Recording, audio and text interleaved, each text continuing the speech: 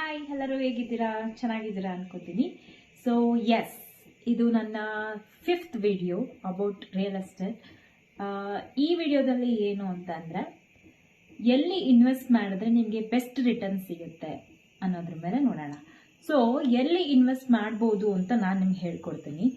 ಯಾವ ಥರ ಇನ್ವೆಸ್ಟ್ ಮಾಡ್ಬೋದು ಅಂತಲೂ ನಿಮ್ಗೆ ಹೇಳ್ಕೊಡ್ತೀನಿ. ಇನ್ವೆಸ್ಟ್ಮೆಂಟ್ ಪರ್ಪಸ್ಗೆ ಏನಾದರೂ ಪ್ರಾಪರ್ಟಿ ನೀವು ಪರ್ಚೇಸ್ ಮಾಡಬೇಕು ಅಂದ್ಕೊಂಡಿದ್ರೆ.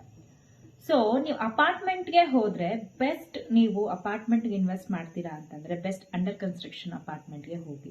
ಇನ್ನು 2 years, 1.5 year, 2 years ಅಲ್ಲಿ ಪ್ರಾಪರ್ಟಿ ಹ್ಯಾಂಡ್ ಓವರ್ ಕೊಡ್ತಾರೆ ಅಂತಂದ್ರೆ ಬೆಸ್ಟ್ ಇನ್ವೆಸ್ಟ್ಮೆಂಟ್ ಅನ್ಬೋದು. ಬಿಕಾಸ್ ಅಂಡರ್ ಕನ್ಸ್ಟ್ರಕ್ಷನ್ ಅಲ್ಲಿ ನಿಮಗೆ ಪ್ರೈಸಸ್ ಲೆಸ್ ಇರುತ್ತೆ.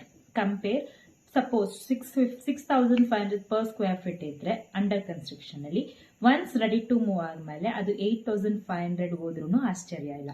ಸೊ ಆ ಥರ ಇನ್ವೆಸ್ಟ್ಮೆಂಟ್ ಮಾಡ್ಬೋದು. ಸೊ ನೆಕ್ಸ್ಟ್, ಪ್ಲಾಟ್ ಅಲ್ಲಿ ಏನಾದರೂ ಇನ್ವೆಸ್ಟ್ ಮಾಡ್ತೀರಾ ಅಂತ ಅಂದ್ರೆ ಎಸ್, ಪ್ಲಾಟ್ ಅಲ್ಲಿ ಕೂಡ ಪ್ರೀ ಲಾಂಚ್ ಅಲ್ಲಿ ನೀವು ಪ್ಲಾಟ್ ಬುಕ್ ಮಾಡ್ಕೊಂಡ್ರೆ ವಿತೌಟ್ ಹ್ಯಾಂಡ್ ಓವರ್ ಆಗಕ್ಕಿಂತ ಮುಂಚೆ ನೀವು ಬುಕ್ ಮಾಡ್ಕೊಂಡ್ರೆ ಅಲ್ಲೂ ಕೂಡ ನೀವು ಬೆಸ್ಟ್ ರಿಟರ್ನ್ಸ್ ನೋಡ್ಬೋದು.